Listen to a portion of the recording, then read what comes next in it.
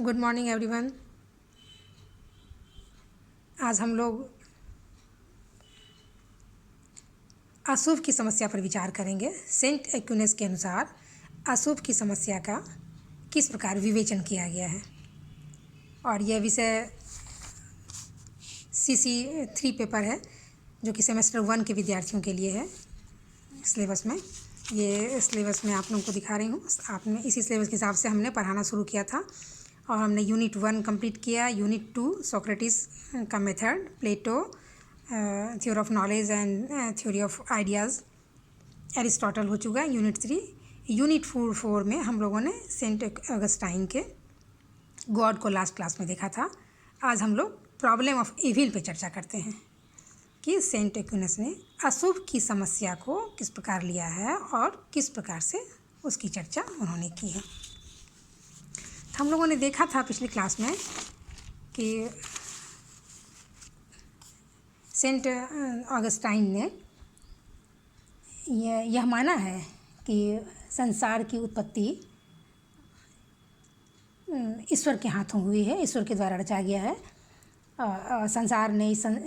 ईश्वर ने संसार की रचना किसी दिशा और काल में न करके, बल्कि यह दिशा और काल के अतीत परे है।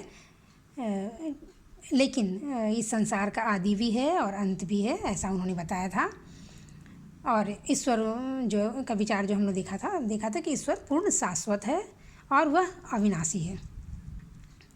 इसीलिए मनुष्य को यह चाहिए था कि वो ईश्वर का ज्ञान प्राप्त करने की कोशिश करे, और ईश्वर का ज्ञान वह तभी प्राप्त कर सकता है जब उनके मन में यह लालसा उत्पन्न होगी कि वह ईश्वर के प्रति प्रेम और भक्ति का भाव रखे, समर्पण का भाव रखे, क्योंकि प्रेम और समर्पण जो है वही धर्म के प्राण हैं। तो अब जब ईश्वर ने संसार की सृष्टि की, तो जब हम संसार पर गौर करते हैं, देखते हैं, तो संसार में क्या करते हैं, हम अशुभ की समस्या को हम पाते हैं। हम देखते हैं कि संसार में अशुभ की समस्या नज़र आती है, क्योंकि यदि ईश्वर ने संसार की रचना की, मनुष्यों और मनुष्य को सारी सुविधाएं उन्होंने दी, फिर ऐसा क्यों है कि संसार में दुखों या अशुभों का बोलबाला हमें नज़र आता है, या मनुष्यों को दुख और कष्ट झेलने होते हैं? ऐसा क्यों?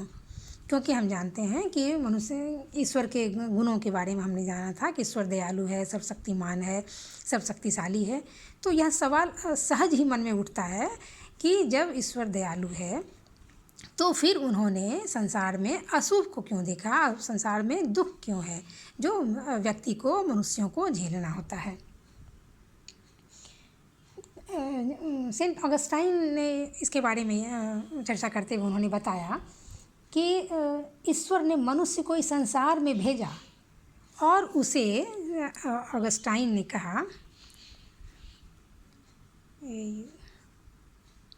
सेंट ऑगस्टाइन ने कहा कि ईश्वर ने मनुष्य की रचना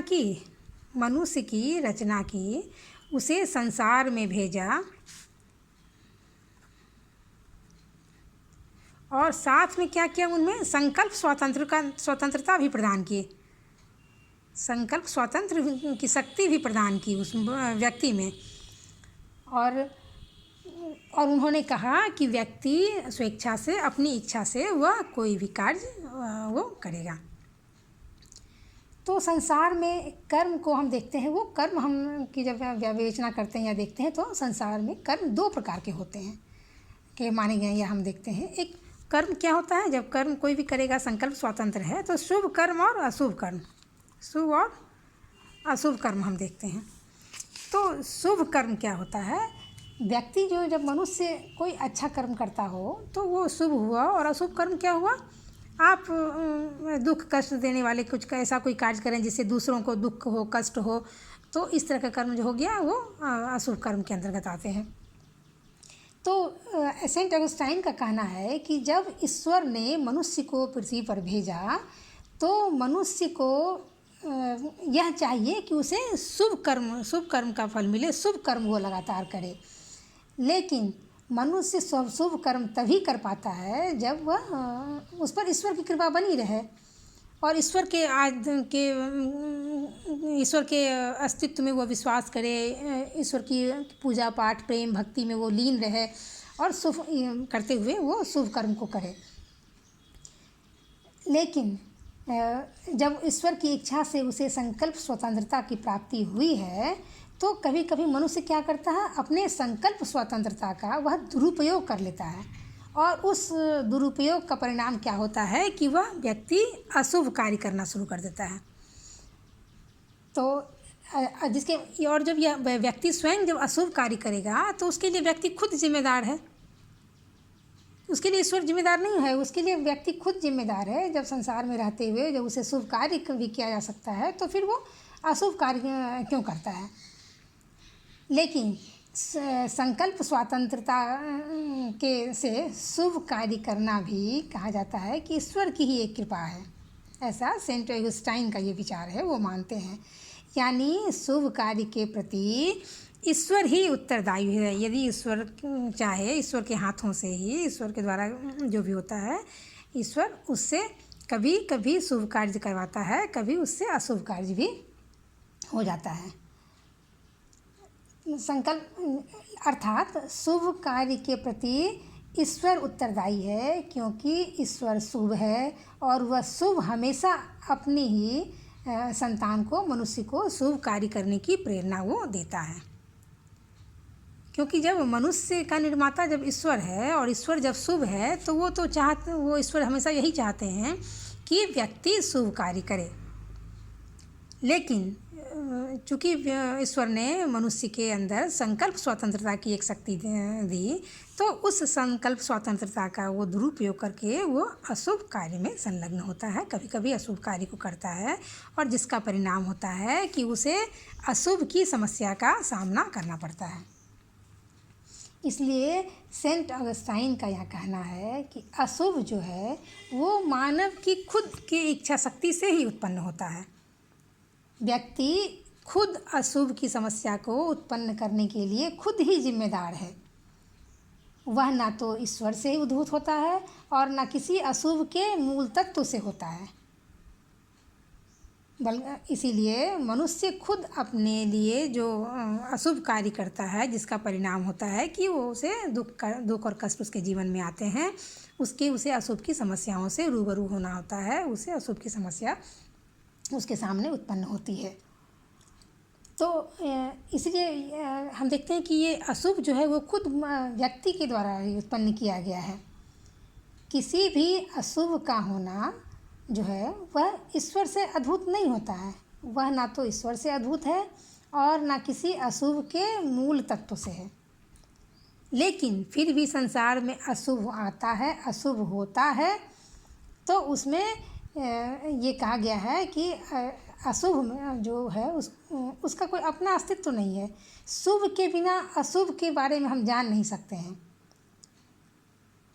लेकिन ईश्वर पूर्ण शुभ है, जहाँ अशुभ की लेस मात्र भी उपस्थिति नहीं है, तो फिर ऐसा कैसे है कि वह अशुभ को हमारे बीच वो भेज सकता है। तो व्यक्ति जब अपने संकल्प स्वतंत्रता का दुरुपयोग कर लेता है तो मूलतः जो शुभ है वो उसे छोड़कर वह अशुभ को ही अपना लेता है। मानव जीवन में जो शुभ और अशुभ का आना जाना लगा रहता है और दोनों के बीच, शुभ और अशुभ कर्मों के बीच निरंतर एक संघर्ष होता है। और अंत में क्या होता, अंत में जब ईश्वरी कृपा जिन पर बनी होती है उसकी विजय होती है और वह शुभ कार्य में संलग्न होता है। और ईश्वरीय कृपा की प्राप्ति किस प्रकार हो सकती है? ईश्वरीय कृपा की प्राप्ति संयमित जीवन से, ईश्वर की प्रार्थना से और संन्यास का हम पालन करेंगे उससे हो, मतलब हमारे अच्छे संस्कारों से, हमारे अच्छे गुणों से, हम अपने आचरण के द्वारा, अपने अच्छे कर्मों के द्वारा हम जीवन से अशुभ को दूर कर सकते हैं। अपने संकल्प स्वतंत्रता का हम गलत उपयोग ना करें तो हमें अशुभ की समस्या हमारे समक्ष नहीं आएगी। रविंद्रनाथ टैगोर को भी जो कंटेम्प्रेरी इंडियन फ़िलॉसफी में जो हम लोग पढ़ते हैं, समकालीन भारतीय दार्शनिक हैं डॉक्टर रविंद्रनाथ टैगोर, उन्होंने भी अशुभ की समस्या का बहुत ही अच्छे ढंग से विवेचन किया है। और उन्होंने भी माना है कि अशुभ की समस्या व्यक्ति के जीवन में खुद आता है, और उन्होंने भी इसे पॉजिटिव रूप में, जिस प्रकार अगस्टाइन ने पॉजिटिव रूप में लिया है, उसी तरह उन्होंने भी उसकी पॉजिटिव भावात्मक चर्चा उन्होंने की है।